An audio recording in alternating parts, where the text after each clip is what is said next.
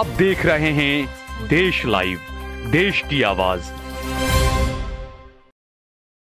अस्सलाम वालेकुम, आदाब, नमस्कार, सत श्री अकाल। देश लाइव में आपका स्वागत है। मैं हूं सहल कुरैशी। दोस्तों, जिस तरीके से किसान आंदोलन चल रहा है, नरेंद्र मोदी से बौखला गई है और इसका खुलासा किया है ट्विटर ने, एक्स ने एक बड़ा खुलासा किया है। ट्विटर ने आज मोदी सरकार के खिलाफ सनसनीखेज एक आरोप लगाया है और बड़ा खुलासा यह किया है। एक्स के जो वैश्विक मामलों को देखने वाले अकाउंट हैं, उसने पोस्ट कर जानकारी दी है कि भारत सरकार ने एक्स को आदेश दिया है कि किसान प्रदर्शन की पोस्ट शेयर करने वाले अकाउंट्स को ब्लॉक किया जाए। यह डिक्टेटरशिप नहीं है तो यह क्या है? दोस्तों, आप देखें इन चीजों को, क्योंकि मुझे खुद को लगातार कुछ दिनों से मेरे कई सारे दोस्त, मेरे कई सारे सब्सक्राइबर्स, फॉलोअर्स मुझे लगातार ये फोन करके बता रहे हैं। मुझे बाहर अगर कोई मिलता है तो वो पूछते हैं कि सहल भाई, देश लाइव की वीडियो हमें अब नोटिफिकेशन क्यों नहीं आता है? ना ही उन्हें फेसबुक पर नोटिफिकेशन मिल रहा है। नोटिफिकेशन तो छोड़िए, यूट्यूब पर भी यही हाल हो रहा है। नोटिफिकेशन तो छोड़िए, आप जो फर्स्ट पेज पर जो दिखता है वो भी उन्हें नहीं दिख रहा है। फॉलोअर्स में जाकर, फॉलोइंग में जाकर वो सेटिंग भी करते हैं कि सीन फर्स्ट में आपको देश लाइव दिखे, लेकिन उसके बावजूद नहीं दिख रहा है। तो इसी वजह से जब मैं लाइव किया करता था अपने आपके चैनल देश लाइव पर, तो इजराइल फलस्तीन को लेकर जो मेरा लाइव होता था वो 8 लाख, 9 लाख, 4 लाख इतने व्यूज आराम से रहते थे उसमें। लेकिन आप पिछले 2 महीने से उठाकर देखें, जो फेसबुक के ऊपर आपके चैनल देश लाइव के जो व्यूज हैं वो 400, 500, 1000, 1200 रह गए हैं। जिस यूट्यूब पर हम लाइव करते थे वो हमारे लाइव पहुंचते थे 40,000, 50,000, 2 लाख तक। पिछले 2 महीने में हमारा कोई वीडियो 1 लाख से ज्यादा ऊपर नहीं गया, बल्कि 50,000 से ऊपर नहीं गया है।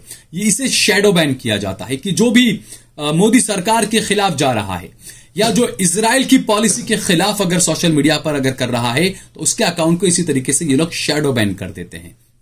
यानी कि क्योंकि ट्विटर ने, आपने देखा होगा कि ये अभी भारत के सामने तो खड़ा है बिल्कुल कि भारत सरकार ने गलत किया। अब ट्विटर को याद आ रहा है कि अभिव्यक्ति की आजादी होनी चाहिए, भारत सरकार गलत कर रही है। ऐसे किसान प्रदर्शन को लेकर जो लोग पोस्ट कर रहे हैं उनके अकाउंट को हम ब्लॉक नहीं कर सकते हैं। अभिव्यक्ति की आजादी के बारे में भारत को सोचना चाहिए।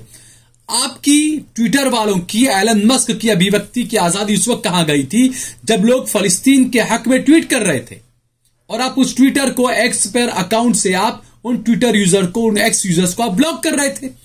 मेरी खुद की देश लाइव के अकाउंट की और मेरी खुद की पर्सनल सहल कुरैशी के अकाउंट से कई सारे ट्वीट एक्स ने जो है वो डिलीट कर दिए, शैडो बैन कर दिया। जो वायरल होना चाहिए था वो वायरल नहीं होता, लोगों तक नहीं पहुंच रहा है। तो उस वक्त आपको अभिव्यक्ति की आजादी याद नहीं आई, क्योंकि वो आपका यहूदियों से जुड़ा हुआ मामला था। अब जब भारत का मामला आया तो आपको अभिव्यक्ति की आजादी याद आने लगी। दोनों तरफ देखिए ना, आप यहां पर अभिव्यक्ति की आजादी देख रहे हैं तो वहां पर भी देखिए आप। बहरहाल मोदी सरकार को तो एक्स ने नंगा करके रख दिया, साफ बता दिया कि भाई मोदी सरकार ने उनसे कहा है कि जो किसान आंदोलन को लेकर जो लोग पोस्ट कर रहे हैं उनके पोस्ट को जो है वो डिलीट कर दिया जाए, उनको ब्लॉक कर दिया जाए। हमारे जो एडिटर हैं करण पंचोली, उन्होंने भी इंस्टाग्राम पर अपने कुछ इसी तरीके से गवर्नमेंट की पॉलिसी को, उनकी गलत पॉलिसियों का विरोध करने वाले कुछ वीडियो अपलोड किए थे मेरे ख्याल से, तो उनको उस वीडियोस को भी इंस्टाग्राम ने जो है वो डिलीट कर दिया। तो ये आम बात हो चुकी है कि आप अगर मोदी सरकार का विरोध करते हैं तो आपकी आवाज को दबाने की पूरी कोशिश की जाएगी। हमने देखा था कि जब गुजरात के अंदर एक ब्रिज गिर गया था, उस वक्त इन्होंने फेसबुक पर जो गुजरात नाम का हैशटैग था उसको ब्लॉक कर दिया था। यानी गुजरात नाम से हैशटैग से जो भी खबरें उस मोरबी के ब्रिज के गिरने की चलाई थी जिन लोगों ने, वो तमाम वीडियो जो है लोगों को नजर नहीं आ रहे थे, ब्लॉक हो गए थे। तो इस तरीके से, और मैंने पहले ही कहा था, जब मैंने इजराइल फलस्तीन की जंग को लेकर लाइव करना शुरू किया, मैंने तब भी कहा था कि अब झूठ बनाम सच की लड़ाई है। और ये जो आज का जो दौर है सोशल मीडिया का और आर्टिफिशियल इंटेलिजेंस का जो दौर है, यह आने वाले वक्त का फिरौन साबित होने वाला है। आने वाले वक्त का सबसे बड़ा फसाद, सबसे बड़ा फितना यही सोशल मीडिया और आर्टिफिशियल इंटेलिजेंस साबित होने वाला है। हालांकि एक्स ने कहा है कि इन अकाउंट और पोस्ट को सिर्फ भारत में ही ब्लॉक करेंगे। हालांकि हम इससे असहमत हैं और मानते हैं कि अभिव्यक्ति की आजादी दी जानी चाहिए। ये एक्स ने, जो विदेश मामले का जो लोग देखते हैं, वैश्विक मामलों को जो देखते हैं एक्स वाले, उस अकाउंट से ये जानकारी दी गई है। एक्स ने कहा है कि भारत सरकार के आदेश के खिलाफ हमारी रुख वाली एक रीट अपील अब भी पेंडिंग पड़ी है, उस पर सुनवाई होना बाकी है।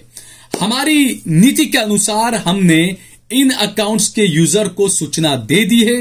कानूनी वजहों से हम भारत सरकार का आदेश शेयर तो नहीं कर सकते हैं, लेकिन हमारा मानना है कि इस आदेश को सार्वजनिक करना पारदर्शिता के लिहाज से सही है और इसीलिए एक्स के अकाउंट से ट्वीट किया गया है, पोस्ट किया गया है और यह जानकारी दी गई है कि भारत सरकार ने उनसे कहा है कि जितने भी जो लोग किसान प्रदर्शन को लेकर पोस्ट कर रहे हैं उनके पोस्ट को ब्लॉक किया जाए और उन अकाउंट्स को भी ब्लॉक किया जाए, यानी पूरे नकेल कसी जाए। आप सोचें कि अगर 2012-13 के अंदर कांग्रेस पार्टी ने ऐसी अगर नकेल कसी होती तो क्या आज नरेंद्र मोदी सत्ता में होते? बिल्कुल नहीं होते। अन्ना हजारे का आंदोलन हो पाता? बिल्कुल नहीं हो पाता।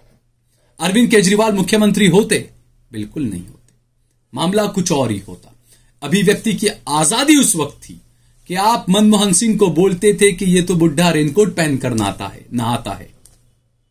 अभिव्यक्ति की आजादी उस वक्त ये थी कि आप तो कहते थे ये तो मोम का बुढ़ा है, ये तो गूंगा बुढ़ा है। ये तमाम चीजें, अभिव्यक्ति की आजादी ये है कि आप सोनिया गांधी के लिए कहते हैं कि कांग्रेस की विधवा है। अभिव्यक्ति की आजादी का लाभ आपने ये उठाया कि कांग्रेस पार्टी के एक सांसद की पत्नी को आपने कहा 50 करोड़ रुपए की गर्लफ्रेंड। तब आपको ये तमाम चीजें याद नहीं आई। क्या तब आप पर अगर इसी तरीके से बैन लगा दिया गया होता तो क्या आज दुनिया नरेंद्र मोदी को जानती? आप पहले गोधरा दंगों को लेकर जाने गए, गुजरात दंगों को लेकर जाने गए और उसके बाद आपकी इस डिक्टेटरशिप की वजह से आप जाने जा रहे हो और आप किसान आंदोलन को दबाने की इतनी कोशिश करो। एक तरफ आप किसान नेता को भारत रत्न देने का ऐलान करते हो, अच्छा दिखाने की कोशिश करते हो। गुजरात के अंदर, अहमदाबाद के अंदर आज नरेंद्र मोदी स्टेडियम के अंदर प्रधानमंत्री नरेंद्र मोदी और गुजरात के मुख्यमंत्री दोनों भूपेंद्र भाई पटेल ओपन जीप में चल रहे थे और पता नहीं कैसे बीजेपी का और गुजरात का अध्यक्ष भी उसके अंदर मौजूद था। पता नहीं ये बीजेपी का कार्यक्रम था या ये गुजरात सरकार का कार्यक्रम था, मुझे नहीं पता।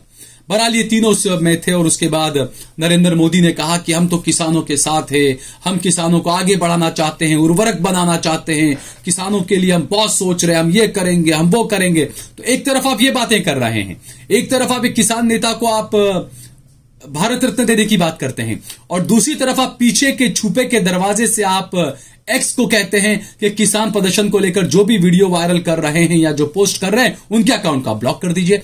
यानी गोदी मीडिया को तो आपने पूरे तरीके से खरीद लिया। अब सोशल मीडिया पर किस तरीके से लगाम लगाई जाए, इसके लिए मोदी सरकार जो है वो अपनी एड़ी चोटी का जो है वो जोर लगा रही है। पीटीआई की एक खबर है जिसमें यह कहा गया है कि आईटी मंत्रालय ने गृह मंत्रालय के अनुरोध पर सोशल मीडिया प्लेटफॉर्म को 177 अकाउंट को अस्थायी रूप से ब्लॉक करने का आदेश दिया है जो किसानों के विरोध प्रदर्शन की पोस्ट को शेयर कर रहे हैं। 177 अकाउंट ऐसे हैं जो आईटी मंत्रालय ने यह कहा है कि गृह मंत्रालय ने अनुरोध किया है कि इन 177 अकाउंट को जो है वो अस्थायी रूप से ब्लॉक कर दिया जाए। आप सोचें कि गृह मंत्रालय किसके हाथ में है? अमित शाह के हाथ में है। गुजरात दंगों के बाद में जितने एनकाउंटर हुए, जो चीजें हुई, उस वक्त भी गृह मंत्रालय अमित शाह के हाथ में हुआ करता था। गुजरात का सबसे ज्यादा आईपीएस अधिकारी उसी दौरान जो कांड किए गए थे या जो कांड के आरोप लगे थे उनको लेकर आईपीएस अधिकारियों को जेल में जाना पड़ा था अधिकारियों को। अब एक बार फिर से जो वो देश के गृह मंत्री बने हैं ये साहब, पहले गुजरात के गृह मंत्री थे, अब देश के गृह मंत्री है और अब इस तरह की कार्रवाइयां हो रही है कि गृह मंत्रालय से जाता है 177 अकाउंट का लिस्ट जाता है आईटी मंत्रालय को और कहा जाता है कि आप सोशल मीडिया प्लेटफॉर्म पर इन 177 अकाउंट को जो है वो ब्लॉक कर दें। मेरे खुद के सहल कुरैशी के अकाउंट पर भी फेसबुक ने नोटिफिकेशन भेजा है कि आप कम्युनिटी गाइडलाइन का खिलाफ वर्जी कर रहे हैं। क्या खिलाफ वर्जी? यही खिलाफ वर्जी कि आप फिलिस्तीन के बारे में दुनिया को सच बता रहे हैं।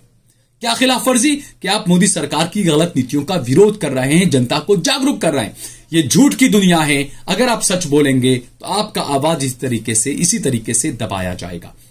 और इसीलिए मैं आपसे बार बार कहता हूं कि ज्यादा से ज्यादा फेसबुक पर, ट्विटर पर, इंस्टाग्राम पर और व्हाट्सएप के ग्रुपों में आप हमारे चैनल को ज्यादा से ज्यादा शेयर करें और ज्यादा से ज्यादा हमारा सहयोग करें, हमारा समर्थन करें।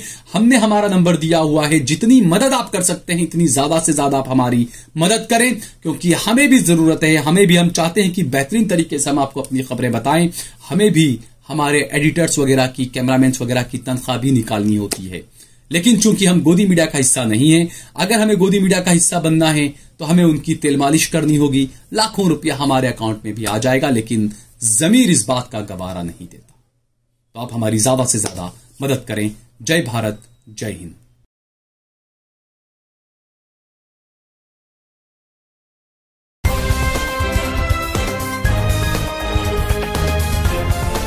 देश और दुनिया की तमाम छोटी और बड़ी खबरों के लिए हमारे चैनल को सब्सक्राइब करना न भूलें और बेल का बटन जरूर दबाएं।